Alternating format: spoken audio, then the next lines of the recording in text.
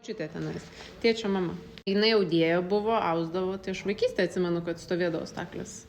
Ir ten man rodydavo, kaip tenais. Gyvenimo dalis ten pas ją buvo, visada būdavo audžiama. Štai pas mus yra visur labai daug išlikę dar tų audinių, jos drobių austų ir jos yra per šventes, tai net mums su vyru, pavyzdžiui, per vestuves tetos, jos dukros, mums dovanojo tokį rankšluostį jos austą. Mes visi turim ten pledų ir visko iki dabar. Ir man šiaip yra tokia, kur aš sakau, kur aš turiu norą turėti keletą tatuiruočių. Viena iš jų yra raštas močiutės, kuris yra austas.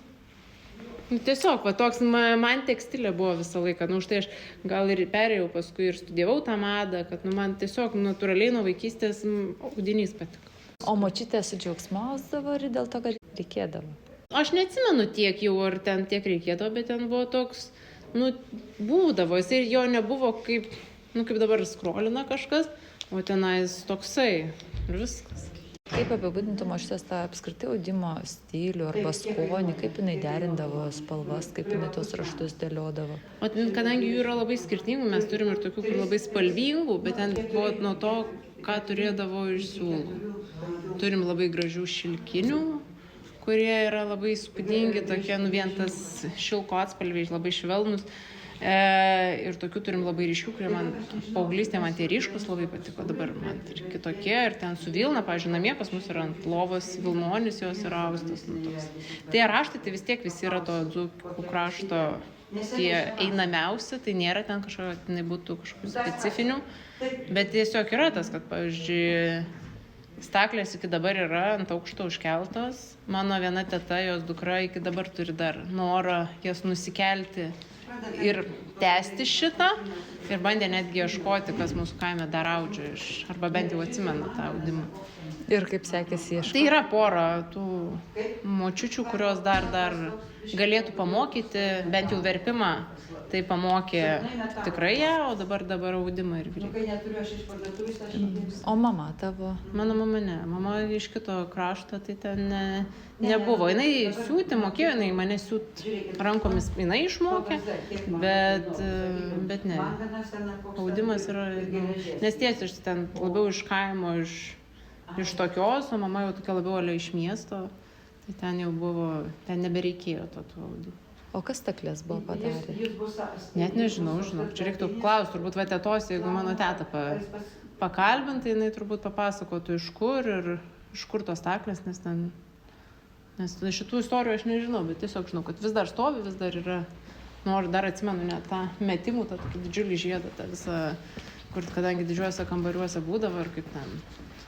Tai vaizdai yra iš vaikystės. O iš močiutės gal kalbų, ką nors atsimeni? Arba kviesdavo tave paust, arba sakydavo nelysk, nes... Ne, visada mane kviesdavo, aš labai dažnai atsimenu. Aš maža gan buvau, bet aš visada atsimenu tai, kad aš sėdėdavau šalia ant suoliuko ir matydavau tą kaip, tiesiog. Bet toks būdavo, kad tu esi vaikas, ten tau leidžia pramesti, žinai, ir viskas. O tokio, tai, kad neleistų, tai niekada nebuvo. Visada buvo toks, kad, gali prisėsti ir pabučiuoti.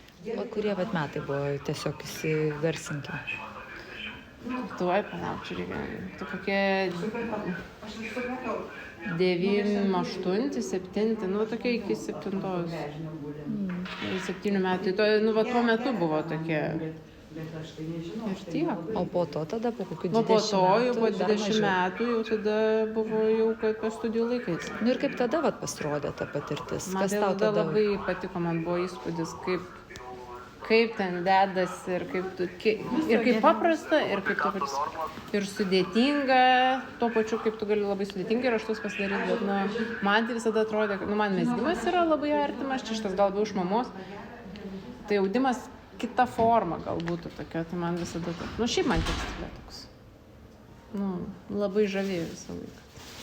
O po tos praktikos likai tada dar vasarą kažkiek? Vasarą pabuvau, paskui, kadangi paskui buvau pasirinkus į praktiką išvažiuoti į Daniją, tai ten buvo, jau tada perėjau ant mezgimo labiau, dėl to nes tenais buvo per studijas ten labiau į mezgimą orientuota. Tai tada taip nukrypau į tą, nes staklių reikia namie turėti, norint, net ir mažytės tada jau jos, bet man jau norėtųsi norisi daiktą daryti, ne tik, kad gabaliuko, jau tada jeigu austi, tai didelį. Tai žinau, kad šito dalyko kol kas nėra galimybės namuose. Nu tai va, tiesiog gavosi. Perėjau ant kitokio. Lengviau valdomo Jo, nu tai, įrankio. kad tu gali turėti tašį ir gali megzti, o ne...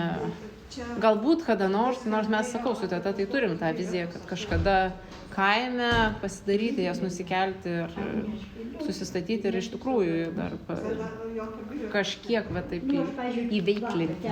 O šiaip apie Vilnių, vat, kaip miestą, kuriame audžiama arba neaudžiama, ką galėtum pasakyti? Ar tu turi kokių pažįstamų, kurie va čia audžia?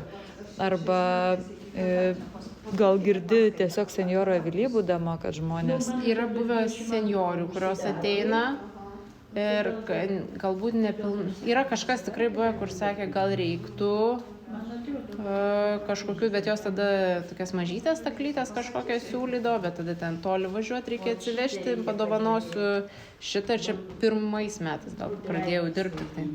Tai tų istorijų tai yra, kad jos kažkur ten nugirsti. O šiaip Vilniui tai žinau, kadangi aš kai studijavau, tai visada būdavo tų žmonių, kurie vienai tekstilio akademijoje mokosi. Plius va vyro teta yra tekstilės restauratorė, tai ten neaudžia, bet ten vis tiek eina per tekstilę ir jie tenai supranta kaip ką ir visokių. Tai kažkaip susisievis tie dalykai.